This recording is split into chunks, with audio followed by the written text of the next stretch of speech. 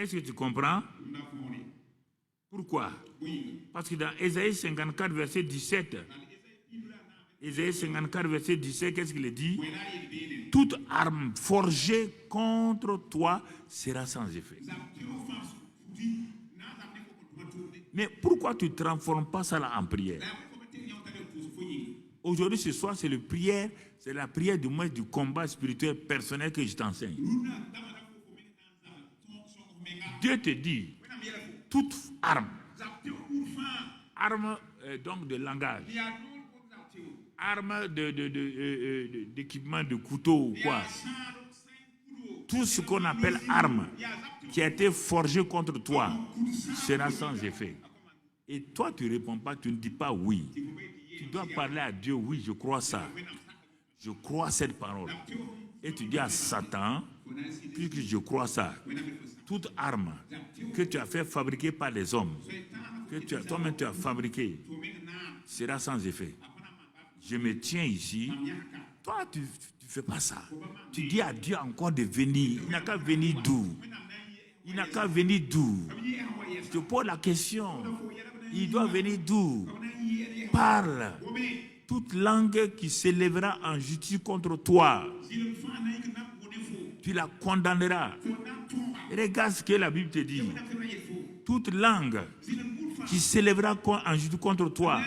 On ne parle pas de la justice, le tribunal de grande instance de Ouagadougou.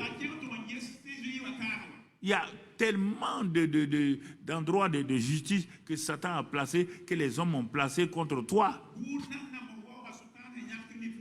On dit toute langue, toute arme, toute langue. Quelqu'un qui te condamne, on t'a dit, ce n'est pas lui qui doit te condamner, c'est toi qui dois condamner. Non, mais écoutez, je voudrais que vous réveillez un peu. On te dit, tel est l'héritage des serviteurs de l'Éternel. C'est ton héritage. Tel est le salut qui leur viendra de moi, dit l'Éternel. Est-ce que tu comprends? Il y a longtemps, à Koulouba, un jour, j'ai eu un palu. Vraiment, j'étais fatigué. Et vers 1h, 2h du matin, j'étais couché là. J'ouvre les yeux un peu. Je vois à ma fenêtre un être qui voulait rentrer.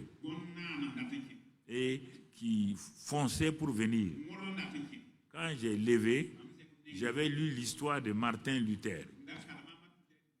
Quand Martin Luther s'était livré à Dieu, un jour il dormait, il écrit dans son livre de biographie, donc et Satan est venu, et il est rentré par la fenêtre, et c'était en hiver. Luther avait mis sa couverture, mais la présence de l'ennemi dans la chambre de Luther l'a réveillé, parce qu'il a une onction bizarre. Quand Luther s'est réveillé, il a tiré la couverture, il a regardé, il a dit, hé, Satan, c'est toi, non? Que lui n'a pas fini de dormir. Que lui n'a pas fini de dormir. Il a répété 2 ou 3 fois. Satan est sorti en furie par la fenêtre.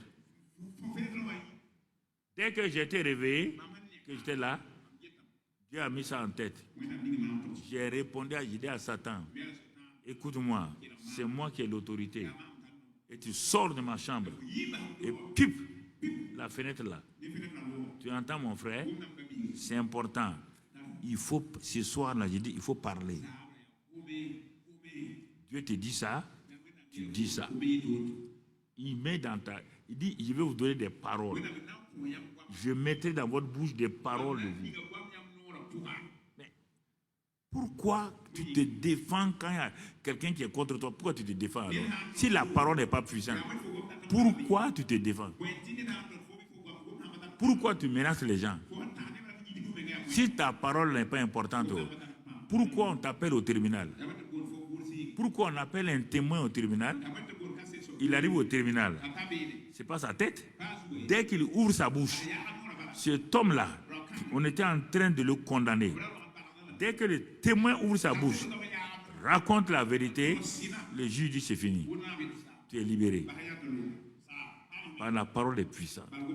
Dieu te dit devant n'importe quel tribunal, tribunal économique, tribunal des affaires, tribunal de la maladie, tribunal de mariage, tout tribunal que Satan a dressé contre toi. Tu n'as pas lu dans le psaume 23, je mettrai une table en face de tes adversaires. Pourquoi tu ne prends pas ces paroles-là? Je ne sais pas. Pourquoi Dieu vous a donné ça? C'est pour quoi faire? Pourquoi vous n'utilisez pas? Pourquoi vous ne parlez pas? Pourquoi vous ne pratiquez pas? Voici le vrai problème. Le psaume 91, c'est le psaume qui vraiment t'amène à aller de l'avant et tu vas te rendre compte que mais voilà, il y a ça que Dieu fait. Mon frère, c'est important que tu comprennes. Ça, c'est les terreurs. Mais par le sang de Jésus, tu as vu? Ça, c'est une autre arme pour te couvrir. La parole, le sang. Ils ont mis le sang sur leur maison. Ils ont mis le sang sur leur maison, mais l'ange de la mort est passé. Un ange qui a pu tuer le premier fils de Pharaon. Malgré les garde-corps, il faut réfléchir. Réfléchissez. Il y a deux camps. Le camp de Pharaon, avec toute sa puissance, ses chars, ses commandos, et le camp des Israélites, les mains vides, mains nues, face à Satan. L'arme que Dieu a donnée, il dit c'est par le sang. Si tu veux lire ça, tu vas aller lire dans Apocalypse 12, verset 7 à 11. On ne va pas lire Apocalypse 12, verset 7 à 11. Il y a eu un combat au ciel. Ensuite, tu vas voir, à la fin, au verset 11 là, il dit nous avons vaincu par le sang